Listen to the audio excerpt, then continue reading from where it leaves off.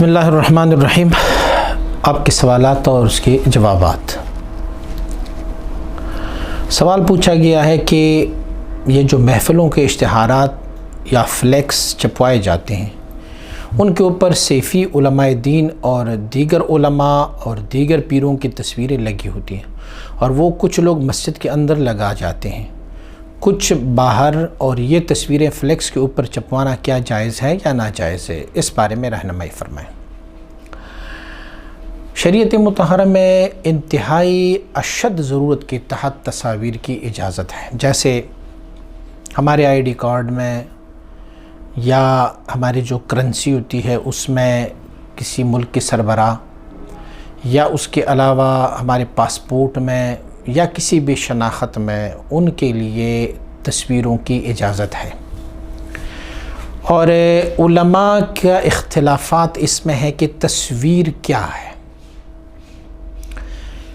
اس میں کافی اختلاف پایا جاتا ہے۔ کچھ لوگ کہتے ہیں کہ علماء کرام کا قول یہ ہے کہ وہ تصاویر جو ابھری ہوئی ہوں، جس کو آپ ٹچ کریں، ہاتھ لگائیں، اور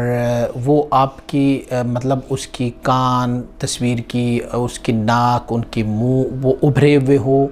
اور متشکل شکل میں ہو، جیسے کہ بت بنائے جاتے ہیں۔ جو احادیث طیبہ میں ممانعت آئی ہے وہ شاید ان تصاویر کے بارے میں کہ جو بنائے جائے، یا پھر کچھ علماء کا قول یہ ہے کہ وہ تصاویر جو آپ اپنی ہاتھوں سے بنائیں، کیونکہ جو وعید آیا ہوا ہے کہ مصورون کو قیامت والے دن کہا جائے گا کہ جو تصویر تم نے بنائی ہے اس میں اب روح بھی ڈال کے دکھا۔ تو میں بھی ہو سکتا ہے کہ کچھ علماء کا قول یہ ہے کہ شاید یہ وہ تصویر ہے جو ہاتھ سے بنایا جائے۔ کچھ علماء کا اس میں اختلاف ہے کہ موو کرتے ہوئے تصاویر کی حرمت نہیں ہے، یعنی جس کی ایلیویشن ہوتی ہے، جس کی مومنٹ ہوتی ہے، جیسے ہماری ویڈیوز ہیں، کیونکہ یہ ساکت تصویر نہیں ہے، یہ متحرک ہے، اور ہر متحرک جو ہے وہ تصویر نہیں ہو سکتا۔ اور کچھ علماء جو ہے وہ اس میں بہت شدت اختیار کرتے ہیں، اور ان کا قول یہ ہے کہ نہیں، بہرحال کیمرے سے بنایا جائے، ہاتھ سے بنائے جائے، ابھری ہوئی تصویر ہو، غیر ابھرتی ہوئی تصویر ہو، سب کی حرمت کے وہ قائل ہے۔ بہرحال صوفیاء کرام کو، مشائخ کو، جو اہل طریقت ہے، ان کو اس بارے میں احتیاط کرنی چاہیے، چاہے وہ ابھری ہوئی تصویر ہو، چاہے وہ غیر ابھرتی ہوئی تصویر ہو، چاہے وہ ہاتھ سے بنائی گئی ہو، چاہے وہ کسی اور چیز کی، اس میں احتیاط بغیر انتہائی اشد ضرورت کی تحت کے علاوہ پھر تصویر نہ بنایا جائے۔ اور خاص کر پھر مساجد میں تو ایسے فلیکس اور بورڈ کبھی آویزان نہیں کرنی چاہیے کہ جس میں تصاویر ہو۔ اور وعید تو حدیث شریف کا آپ کو معلوم ہے کہ حضور نبی اکرم صلی اللہ علیہ وسلم کا ارشاد گرامی ہے کہ جن گھروں میں تصاویر ہوتی ہیں اور جن میں بغیر ضرورت کے کتے پالے جاتے ہیں اس میں رحمت کے فرشتے داخل نہیں ہوتی۔ اور سیدہ طیبہ طاہرہ عائشہ صدیقہ رضی اللہ عنہا کا وہ قول بھی آپ کو معلوم ہوگا کہ تصویر پردے میں تصویر تھی، جو پردہ لٹکایا گیا تھا اس میں تصویر تھی۔ تو اس سے پتہ چلتا ہے کہ وہ تصویر نہ ابھری ہوئی تھی اور نہ وہ متحرک تصویر تھی، وہ جیسے پرنٹڈ تصویر تھی۔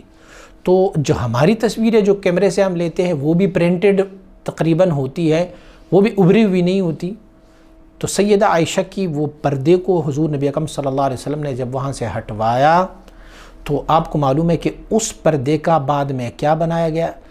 اس پردے میں سے ایک بستر یا ایک سرہانہ بنایا گیا جس کے اوپر حضور نبی اکرم صلی اللہ علیہ وسلم تشریف فرما ہوتے کبھی کبھار، یعنی اس تصاویر کی تذلیل اور اس تصاویر کی حقارت کی وجہ سے ان سے وہ چیز بنائی گئی تھی۔ تو مساجد میں فقہا کا قول یہ ہے کہ کوئی بندہ جاندار کی تصویر مسجد کے علاوہ اپنے کمرے میں بھی لگائیں تو وہ اگر سامنے ہو یا سجدے والی جگہ پر ہو یا اوپر ہو، سر کے اوپر ہو یا دائیں بائیں ہو، تو وہاں پر نماز پڑھنا ہی مکروہ ہے۔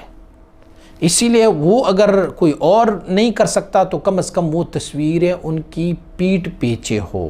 کمر کے سائڈ پر ہو، جو بالکل کسی بھی زاویے سے اس کو نظر نہ آئے،